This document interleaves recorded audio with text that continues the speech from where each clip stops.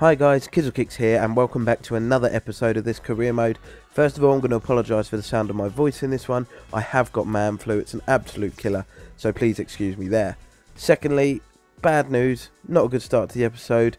Morgan Schneiderlin is reported to be unsettled. He is our club captain and losing him would be a massive loss to the team. But we haven't heard anything from Morgan himself, so until we hear it from him, we're going to take it with a pinch of salt. But first up, jump straight into a game then at home to Liverpool. Having a look at the team, Schneiderlin is in there, so is Hoffman at the back with Zuma. And then Draxler and Video in the wide positions, Jordan Henderson against his former club with Shane Long up top. Let's have a look at the Liverpool side then. You know it's going to be a good one. You can see Dusan Tadic in there against us, his former team, and Arturo Vidal in the centre midfield as well. So a good signing for them. They've got a strong bench with Coutinho and Balotelli on there, so if things aren't going their way, they have plenty of time to change things up. But they got off to a positive start then. Fabio Borini with a golden opportunity, but somehow managed to miss the target. So it's a real let-off for them, for us even, and we look to pick up on our form. The last episode we had a couple of poor results, shall we say. But you can see here Ramirez strikes one from distance, and how about that? It's an early contender for goal of the season, surely. In off the underside of the crossbar. Goal line technology, not really necessary. We know it went in. But as we look at the replay, you can see what a fantastic strike it was. Absolutely no chance for Brad Jones in the Liverpool goal. Off the underside of the crossbar and down. Superb strike from Rambo. So an absolute dream start for us in this one. And it almost got better just after the quarter of an hour mark. Shane Long with a first time shot. Snapshot really, but Brad Jones was equal to it, to the disbelief of the striker. He hasn't been as clinical in front of goal as he was last season. Maybe we should have cashed in on him, but you can see here Andre Hoffman, the centre-back, dived in to try and win the ball off Daniel Sturridge, and even though they were quite a way out from goal, the referee comes steaming over, judges it to be the last man, judges Hoffman to be the last man. I think maybe Ramirez would have caught up with Sturridge, but no chance of finding out because the referee went straight to his back pocket and sent the youngster off. Borini again with a snapshot on the edge of the box. He caused us problems all game really.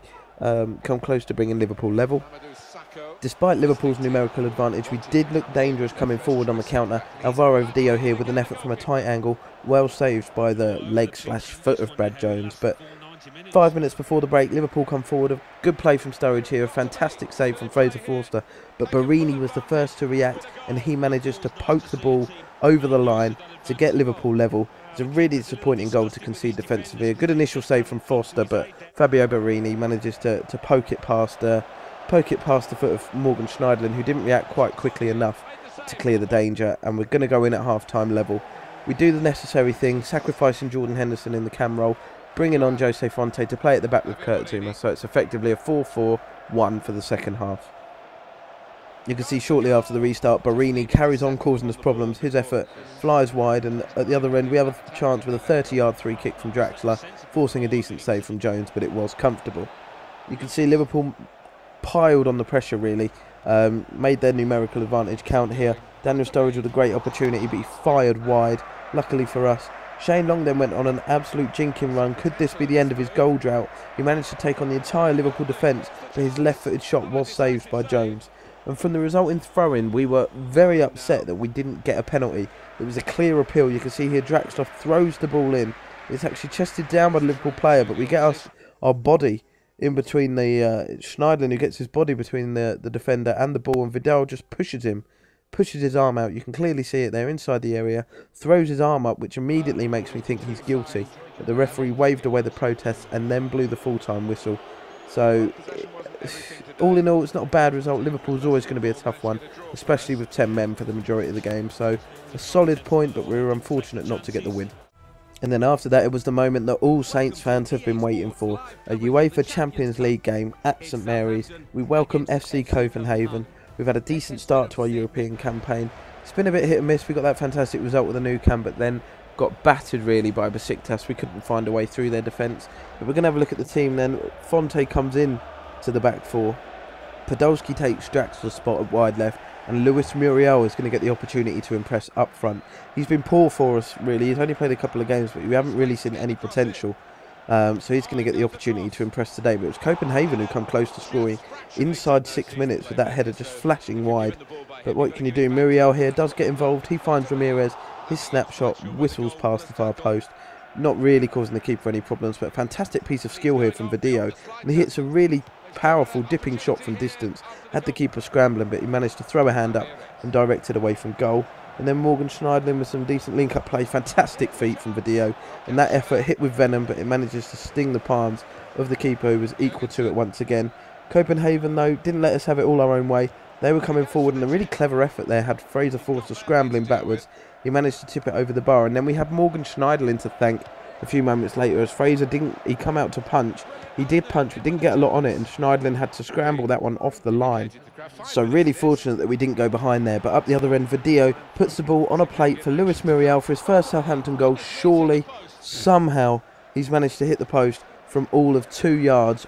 Open goal. All he's got to do is tap it in, but he couldn't quite do it. We brought him off at half-time, brought on this man, Greaves Callaghan, the youngster, and he showed Muriel how it's done. 67 rated, 17 years old, I think. Picked up by the youth scout, and he seems to be a fantastic find. Pure goal scorer. He's an absolute finisher when you need him to be. Jordan Henderson nearly doubled our lead then with just over 20 minutes to go, but the keeper was doing well, and Copenhagen had the chance to equalise here. Some fantastic build-up play. Put it on a plate for the striker, but dragged his shot. First time effort, dragged it wide of the post. Fortunate again that we didn't concede there, but we did manage to wrap the game up and create another opportunity. Lukas Podolski, with that fierce left foot of his, firing the ball into the bottom corner. Double our advantage, just over 10 minutes to go, and we are going to pick up a victory in our first home European game. Just 2 minutes to go then, Copenhagen nearly got themselves a consolation goal, and they should have, but some poor finishing once again means that they were unable to find the target. If they had been more clinical and taken their chances, the game could have been different, but it was a solid 2-0 victory to give us those 3 points. And then came the news we were all dreading. Morgan Schneidlin actually come to us to say that he was feeling unsettled and that he's doing his best to fit in at Southampton, but he doesn't feel like it's the place for him anymore. Hasn't put in a transfer request though, said he's going to keep trying to fit in, which is exactly what we need. The club captain, we can't afford to lose him. But back to Premier League action now, and we move to St James's Park to take on a Newcastle side full of, well, some mixed Newcastle side really. You've got players in there, Chektiate, Mama Sissoko, Papi Cisse, players in there that can cause you problems. There's some weak links in there as well. Not the strongest squad, but at St James's they are very strong with that, obviously, that atmosphere. Great support here at St James's, so it's always a tough place to come. You can see that we've made a few changes. Munir is going to get a start for this one. Podolski starts again. Draxler moves into that cam role behind Shane Long.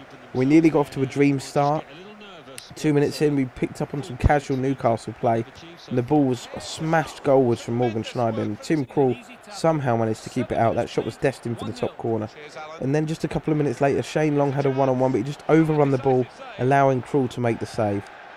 And you can see very early on there is a pattern emerging in this game. Ramirez hits an effort, but again the big Dutch goalkeeper manages to make the save, and we knew we were going to struggle to find a way past him. But what could you do? You just got to keep peppering those efforts at goal, and at some point we were going to find a way through. We hope. But Shane Long's left-footed strike, this was probably the best save of the lot so far. All of these efforts coming inside the opening quarter of an hour. Somehow he's managed to get hands of that and tip it over. And in the second half, the same pattern continued. We had an early penalty claim there, but Dummett's tackle, we did manage just to get a foot on the ball. And then we managed to hit one from distance, Schneidlin again, but Krul gets down well to tip the ball past the post. Just 25 minutes remaining now, and we still hadn't found a way through. But Shane Long completely opened up the defence, smashed a shot left-footed, and Tim Krul manages to tip that one over. And I was getting really frustrated now. We tried to even cut the ball back. We give up shooting, and he's managed to block the pass. And as we move into the final minutes of the game, another effort is saved from Krul, and then we got what we thought was a penalty here as Colaccini dived in, but as we looked at the slow motion replay, it wasn't Colaccini, it was Sissoko. I don't know how no, it was Colaccini. Oh, I don't know what's going on, but as you can see there from the slow motion replay, it was outside the box. Good decision from the referee. Newcastle managed to keep the ball for the last remaining minutes and really frustrate us. We could not believe we couldn't find a way through. Tim Krul was no doubt the star of the show, earning Newcastle that point almost single-handedly, and we finished with a disappointing 0-0 draw. So we were unable to win a Premier League game for this episode, but we did manage to pick up that vital win in the Champions League. At the halfway stage, we are top of the group, so we have a fantastic chance of making it through to the knockout stages, which will of course give us that budget boost the money that you get for qualifying. I think you get around about 10 million, which will enable us to bring in some top quality players when we add that to our existing budget.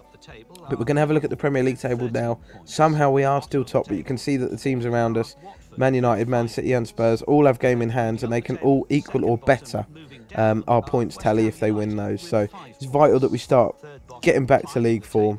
We're back to winning ways. But thanks for watching this episode, guys. It is going to bring it to a close. I do apologise. I have got the flu. I feel horrendous. I sound horrendous, but hopefully the next episode will be better. Make sure you follow me on Twitch if you like career mode. The links are in the description. Follow me on Twitter as well, and we'll have another episode coming up very soon. Thank you very much for watching. See you later.